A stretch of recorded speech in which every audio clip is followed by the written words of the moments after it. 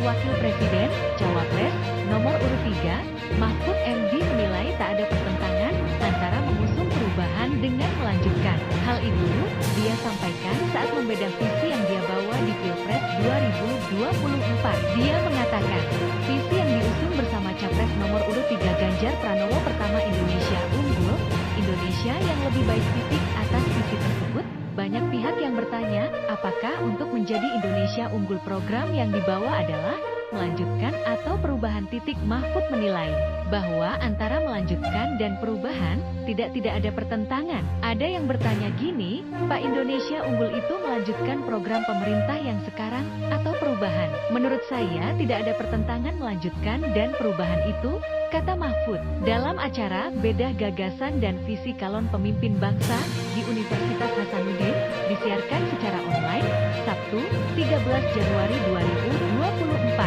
Dia menjelaskan, tak memungkinkan jika membawa perubahan dan melanjutkan yang sebelumnya. Mahfud pun menyebut, dalam ajaran agama Islam haruslah memelihara yang lama yang baik dan membangun yang baru kalau ada yang lebih baik. Melanjutkan itu harus mengubah juga, tidak bisa melanjutkan begitu saja. Mengubah itu tidak bisa begitu mengubah, harus ada yang dilanjutkan, ujar dia.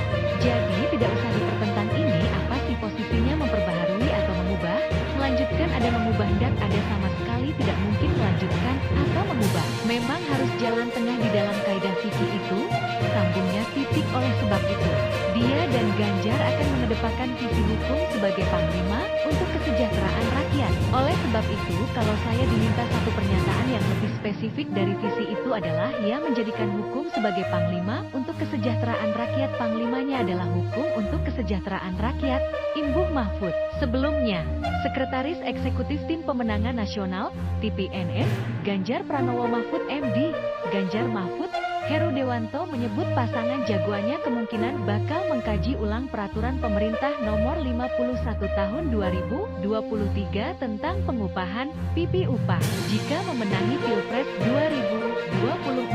Menurut Heru, skema pengupahan yang tertuang pada peraturan tersebut kurang berpihak pada buruh. Persoalan PP nomor 51 per 2023 ini adalah persoalan hajat hidup orang banyak. Pemangku kepentingannya ada beberapa. Mereka semua harus didengar sudut pandangnya. Yang jelas, apabila suatu peraturan merugikan banyak pihak, kami tidak akan segan untuk mengkaji ulang dan memperbaiki, kata Heru. PP No.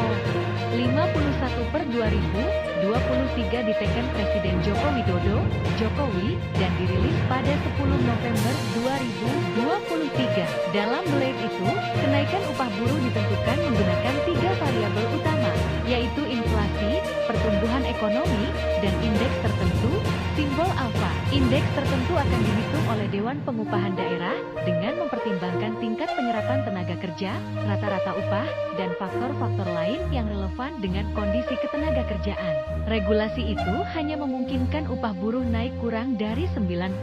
Menurut Heru, skema upah mestinya berfokus pada realita kebutuhan pekerja. Pekerja harus diakomodasi dengan upah yang mencukupi, sehingga bisa menjalani kehidupan yang layak, bukan semata untuk bertahan hidup. Upah buruh juga mesti memberi peluang buruh meningkatkan kualitas hidup. Soal peningkatan kesejahteraan buruh, Heru mengatakan Ganjar sudah punya rekam jejak yang cemerlang saat menjabat sebagai Gubernur Jawa Tengah selama 2 periode. Beliau pernah menjadi satu-satunya gubernur yang menolak PP terkait upah pekerja, karena beliau menganggap peraturan itu tidak adil dan tidak bermanfaat bagi siapapun, imbuh dia. Namun demikian, Heru menegaskan Ganjar Mahfud tak akan mengesampingkan perspektif pengusaha. Ia berpendapat pemangku kepentingan mesti didengarkan aspirasinya supaya kesejahteraan buruh tercapai tanpa merusak iklim bisnis. Kita harus jamin kesejahteraan pekerja dengan upah yang mencukupi sambil memastikan pengusaha bisa berusaha